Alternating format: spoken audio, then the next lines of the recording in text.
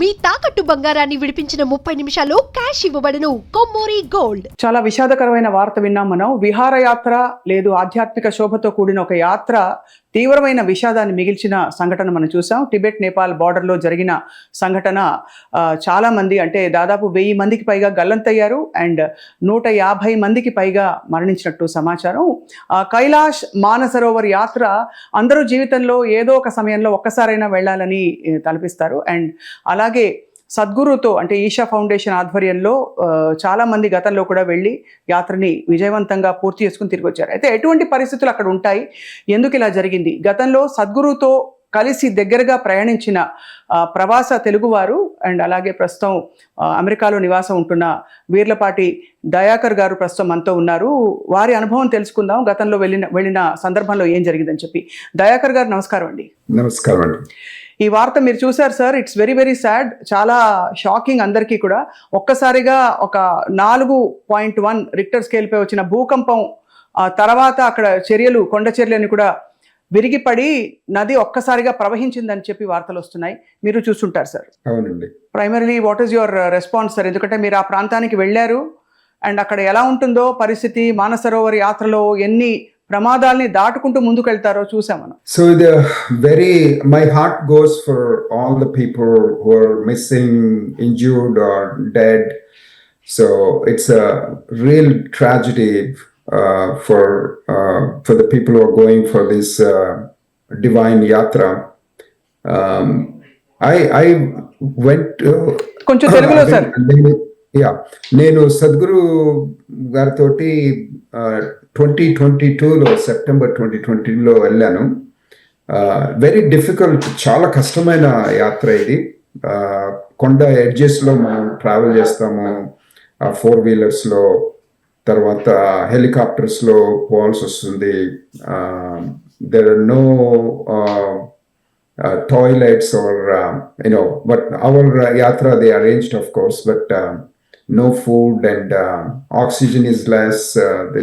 చాలా అలవాటు పడాలి ఆ మౌంటైనస్ టెరైన్ లో వాక్ చేయడానికి.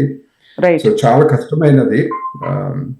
బట్ ఐ కెన్ అండర్స్టాండ్, నేను కూడా వెళ్ళాను కాబట్టి I feel very deeply and sad and sorry for what happened.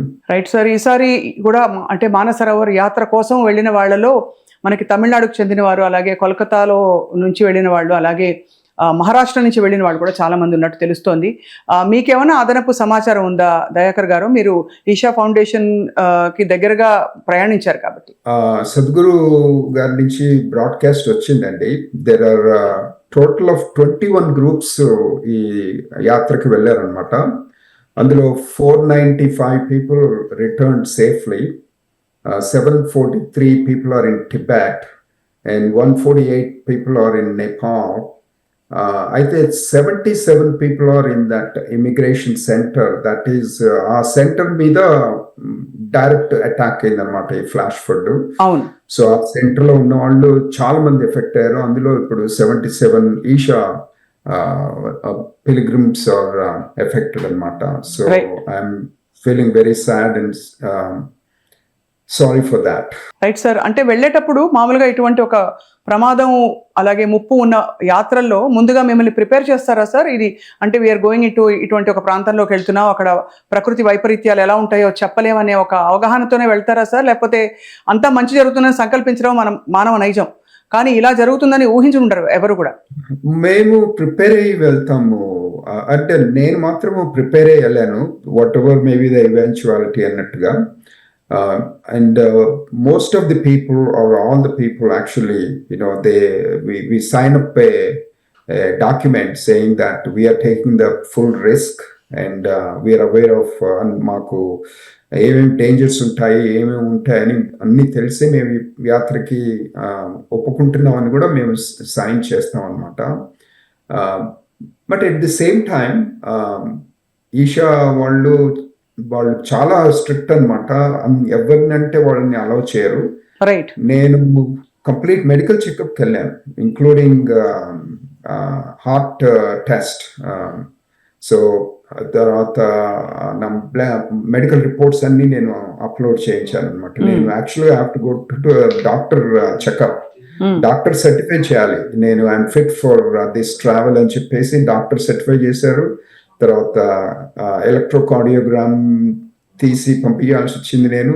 So ఇవన్నీ చూసిన తర్వాత ఇవన్నీ మేము అన్ని రూల్స్ రెగ్యులేషన్స్ అన్ని ఏమి రిస్క్స్ అన్ని చదివిన తర్వాత సైన్ చేసిన తర్వాతనే allow us to go on the యాత్ర.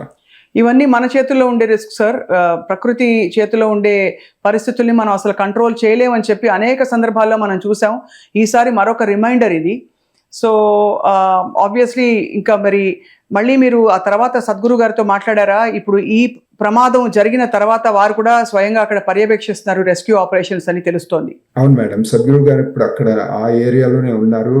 వారు వాలంటీర్స్ సద్గురు అందరూ కలిసి they are trying to find out who is there and what ఎటువంటి హెల్ప్ వాళ్ళకి చేయాలి, వీళ్ళని ఎలా రక్షించాలి అని దాని మీద ఉన్నారు.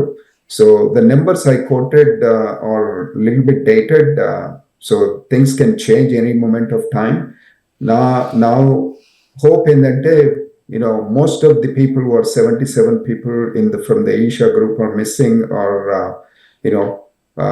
are found and they come back to their families.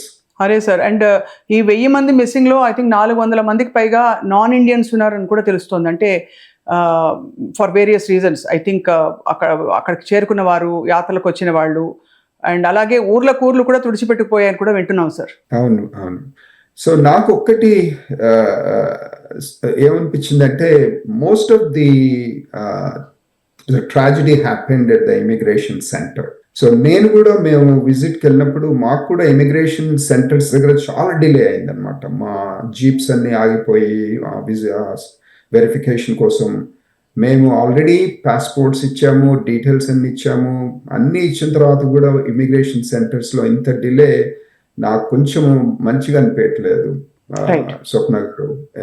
ఇప్పుడు నాకు గ్లోబల్ ఎంట్రీ ఉంది. అమెరికాలో జస్ట్ నా కంప్యూటర్ దగ్గర నిలబడితే నా ఐ స్కాన్ నన్ను స్కాన్ చేసి అలౌ చేస్తుంది అనమాట. No paper work is required. అలాగే ఫాస్ట్ ట్రాక్ ఇమిగ్రేషన్ మన ఇండియాలో ఉంది. అక్కడ కూడా జస్ట్ నా బోర్డింగ్ పాస్ ఫింగర్ ప్రింట్స్ పెడితే I allow. So there no need for ఇంతమందిని ఆ ఇమిగ్రేషన్ సెంటర్లో, అది కూడా మిడిల్ ఆఫ్ ది వ్యాలీ బిల్డింగ్లో ఉంచటం somehow I'm not comfortable. So మనకు సిస్టమ్స్ చాలా బాగా వచ్చాయి. Fast track immigration, global entry అలాంటివి పెడితే అసలు ఆ సెంటర్లో అంతమంది ఉండకపోయేవాళ్ళు. ట్రాజడీ వచ్చిన కొద్ది మంది ఎఫెక్ట్ అయ్యేవాళ్ళు. వెరీ ట్రూ సార్, మీరు చాలా కరెక్ట్గా చెప్పారంటే ఇది అవాయిడ్ చేసి ఉండొచ్చా అంటే అనే ప్రశ్నకి సమాధానం. కానీ అన్ఫార్చునేట్లీ మనకి అందరికీ తెలుసు నేపాల్ మార్గంలో చాలా అంటే కొన్ని ఇల్లీగల్ ట్రాన్సిట్స్ కూడా జరుగుతూ ఉంటాయి. కాబట్టి అక్కడ మరింతగా అప్రమత్తం అవడం కూడా సహజం. But like you rightly said, దాన్ని సరళతరం చేయాలి. Because it's a tourist destination at the end of the day. అందరికీ తెలుసు నేపాల్, ఆ టిబెట్, ఆ బార్డర్కి వచ్చేవారు, అక్కడ పర్యటన కోసం వచ్చేవాళ్ళు, విహారయాత్రలు అలాగే ఆధ్యాత్మిక యాత్రల కోసం వచ్చేవారే ఎక్కువ మంది ఉంటూ ఉంటారని చెప్పి sir. So what you think, మనందరం కలిసి ఎలా పాల్గొనొచ్చు అనుకుంటారు సార్ దయాకర్ గారు? అంటే in terms of helping, in terms of coming forward, praying for them. మనం whatever help whatever the help మనం వాళ్ళకి టిబెట్కి, మన నేపాల్ వాళ్ళకి whatever the help we can provide local help, whatever that, and let's not burden the communication lines that are established for that. So right. Relatives, family members వాళ్ళకి important ఇవ్వాలి. So that's very very important. నాకు అనిపించింది madam, ఇప్పుడు మాకు అమెరికాలో ఎక్కడైనా సరే భూమి మీద ఒక మిసైల్ ఫైర్ అయిందంటే మాకు తెలుస్తుంది. అది దాన్ని ఫైర్ అయిందే అని తెలియటమే కాకుండా అది ఏ డైరెక్షన్లో వెళ్తుంది, ఎంత స్పీడ్లో వెళ్తుంది, ఎక్కడ పడుతుంది అనేది కూడా మాకు యాక్యురేట్గా తెలుస్తుంది. అండ్ దాన్ని న్యూట్రలైజ్ చేయడానికి ఇంటర్సెప్టర్స్ అని మిసైల్స్ కూడా మేము ఫైర్ చేయగలుగుతాము. అంత టెక్నాలజీ ఉంది. ఇప్పుడు మాకు ఇక్కడ టొర్నాడోస్ వస్తుంటాయి మిడ్ వెస్ట్లో. నేను సెయింట్ లూయిస్లో ఉన్నాను, షికాగోకి 300 మైల్స్ సౌత్లో.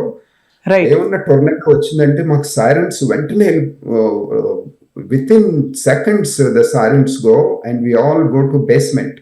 మా బేస్మెంట్స్ చాలా స్ట్రాంగ్గా ఉంటాయి, ఎంత టొర్నాడో వచ్చినా ఏం కాదనమాట. సో అలాంటి ప్రొసీజర్స్ మనం పెట్టాలి మేడం.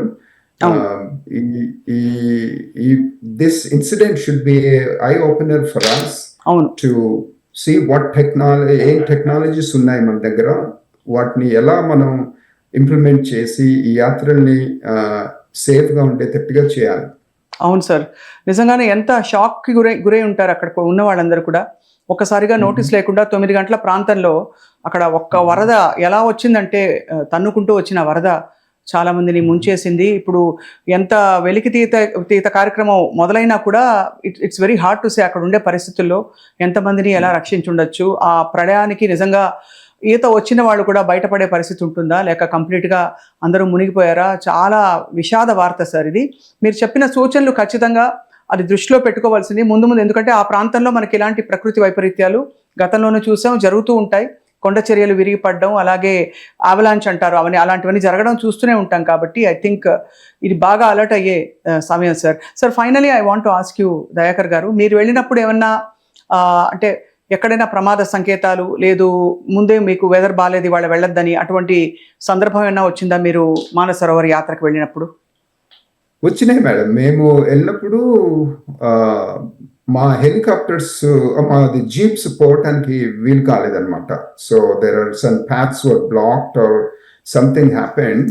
అప్పుడు మా ఈషా వాళ్ళు ఏం చేశారంటే they put us on helicopters. So helicopters పెట్టి ఒక లొకేషన్ నుంచి ఇంకో లొకేషన్కి మమ్మల్ని తీసుకెళ్లారు. సో ఈ ఎస్పెషల్లీ హిమాలయన్ రేంజ్లో చాలా unexpected things happens. Some stones fall on the pathway, you can't go anything. So కాకపోతే వాళ్ళకి కంటింజెన్సీ ప్లాన్స్ ఉంటాయి. ఒకవేళ ఈ పాత్ మూసేస్తే ఇలా ఏమన్నా అయితే ఏం చేయాలనేది వాళ్ళు ఆల్రెడీ ప్రిపేర్డ్గా ఉంటారు. సో మమ్మల్ని ఒకసారి ఇలాగే మా జర్నీలో ఒక పాత్ క్లోజ్ అయిపోతే మమ్మల్ని హెలికాప్టర్లో ఆ పాత్ని అధిగమించి వేరే చోటుకి చేర్చారనమాట. సో అలాంటి పాసిబుల్. ఇది ఇక్కడ ఏమైందంటే మనకి ఏమి అసలు ఏం నోటీస్ కూడా లేదు. నోటీస్ లేకుండా unexpectedly massive amount of ice and water and you know dirt ఇవన్నీ ఒకేసారి వచ్చేసేవరకు కష్టమైంది మేడం. రైట్ దయాకర్ గారు, ఖచ్చితంగా ఐ థింక్ ఇందులో చిక్కుకున్న కుటుంబాలకి తక్షణం సహాయం అందాలి. అలాగే మనకి మరణించారని తెలిసి అధికారికంగా తెలిసిన వారి కుటుంబాలకు కూడా భగవంతుడు ఎంతో ధైర్యం ప్రసాదించాలి. చాలా అనుకోని విపత్తిలా సంభవించింది. So thank you very much for joining us Veerlapati Dayakar గారు from Dayakar Veerlapati foundation from the united states of America. Thank you sir. నమస్కారం. Thank you madam.